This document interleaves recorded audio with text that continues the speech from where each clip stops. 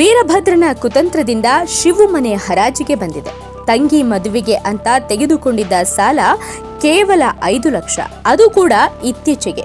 ಆದರೆ ವೀರಭದ್ರ ಹೆಣೆದ ಮೋಸದ ಬಲೆಯಲ್ಲಿ ವರ್ಷಾನುಗಟ್ಟಲೆಯಿಂದ ಮಾಡಿರೋ ಸಾಲ ಇದು ಎಂದು ಬ್ಯಾಂಕ್ನಲ್ಲಿ ಫೇಕ್ ಡಾಕ್ಯುಮೆಂಟ್ ಮಾಡಿಸಲಾಗಿದೆ.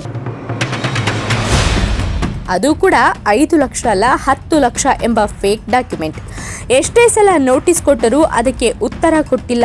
ಈಗ ಕೊನೆಯ ಅವಕಾಶವಾಗಿದೆ, ಇನ್ಮೇಲೆ ಅವಕಾಶಗಳಿಲ್ಲ ಎಂಬ ನೋಟಿಸನ್ನು ನೀಡಿದ್ದಾರೆ. ಪಾರ್ವತಿಗೂ ಏನು ಮಾಡಬೇಕು ಎಂಬುದು ಅರ್ಥವಾಗ್ತಾ ಇಲ್ಲ. ಶಿವು ಸ್ಥಿತಿ ಕಂಡು ಸಹಾಯ ಮಾಡಬೇಕೆಂದು ಹೊರಟ ಪಾರು ಅಮ್ಮಂದಿರಿಗೂ ಸಮಸ್ಯೆ, ಶಿವು ತಾಯಿಗೂ ಸಮಸ್ಯೆ ಎದುರಾಗಿದೆ. ಶಿವು ಸಾಲ ತೆಗೆದುಕೊಂಡಿರುವುದು ಮಾದಪ್ಪಣ್ಣನ ಮೂಲಕ. ವೀರಭದ್ರ ಕುತಂತ್ರ ಮಾಡಿ ಮಾದಪ್ಪಣ್ಣನನ್ನ ಬೆಂಗಳೂರಿಗೆ ಕಳುಹಿಸಿದ್ದಾನೆ. ಫೋನ್ ಕೂಡ ಕನೆಕ್ಟ್ ಆಗದಂತೆ ನೋಡಿಕೊಂಡಿದ್ದಾನೆ. ಈಗ ಶಿವು ಅಕ್ಷರಶಃ ಸಂಕಷ್ಟಕ್ಕೆ ಸಿಲುಕಿದ್ದಾನೆ. ಶಿವು ಕಷ್ಟಕ್ಕೆ ಸಹಾಯ ಮಾಡುವವರು ಯಾರು ಎಂಬ ಪ್ರಶ್ನೆ ಎದುರಾಗಿದೆ.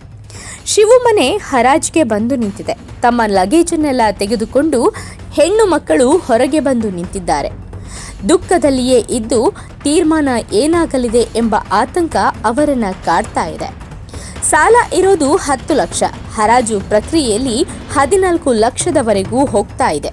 ಇನ್ನೇನು ಹರಾಜು ಫೈನಲ್ ಆಗ್ತಾ ಇತ್ತು, ಅಷ್ಟರಲ್ಲಿ ಅಲ್ಲಿಗೆ ಪಾರು ಬಂದ್ಲು. ಪಾರು ಮನೆ ಹರಾಜು ಆಗುವುದಕ್ಕೆ ಬಿಡಲ್ಲ ಎಂದಳು. ಶಿವುಗೆ ಆಶ್ಚರ್ಯವೂ ಆಯಿತು. ಈಗ ಪಾರು ಏನ್ ಮಾಡ್ತಾಳೆ? ಹಣ ಎಲ್ಲಿಂದ ಒದಗಿಸ್ತಾಳೆ? ಮನೆಯನ್ನ ಹರಾಜು ಹಾಕಲು ಬಿಡಲ್ಲ ಅಂದ್ರೆ ಏನರ್ಥ ಎಂಬ 108 ಪ್ರಶ್ನೆಗಳು ಶಿವು ತಲೆಯಲ್ಲಿ ಹೊಕ್ಕವು. ಆದರೂ ಪಾರು ತಾನು ತಂದಿರುವ ಹಣದಿಂದ ಮನೆಯನ್ನ ಬಿಡಿಸಿಕೊಳ್ತಾಳೆ ಎಂಬ ನಂಬಿಕೆ ಇದೆ. ಸದ್ಯ ಹಣ ಎಲ್ಲಿಂದ ಬಂತು ಅಂತ ಕೇಳ್ಕೊಂಡು ಕೂರೋದಕ್ಕಿಂತ ಬೀಸೋ ದೊಣ್ಣೆಯಿಂದ ತಪ್ಪಿಸಿಕೊಂಡರೆ 100 ವರ್ಷ ಆಯಸ್ಸು ಅಂತಾರೆ. ಸದ್ಯ ಪಾರು ಮನೆಯನ್ನ ಉಳಿಸಿಕೊಂಡಿದ್ದಾಳೆ. ಆದರೆ ಇದಕ್ಕೆ ಸಹಾಯ ಮಾಡಿದ್ದು ಶಿವು ತಾಯಿ ಶಾರದಾ. ಅಂದು ಮದುವೆ ಮನೆಯಿಂದ ಹಣ ತೆಗೆದುಕೊಂಡು ಹೋಗಿ ಮದುವೆ ನಿಲ್ಲಿಸಿದ್ರು. ಇದೀಗ ಮಗನ ಮನೆ ಉಳಿಸಲು ಸೊಸೆ ಕೈಗೆ ಹಣ ಕೊಟ್ಟು ಕಳುಹಿಸಿದ್ದಾರೆ.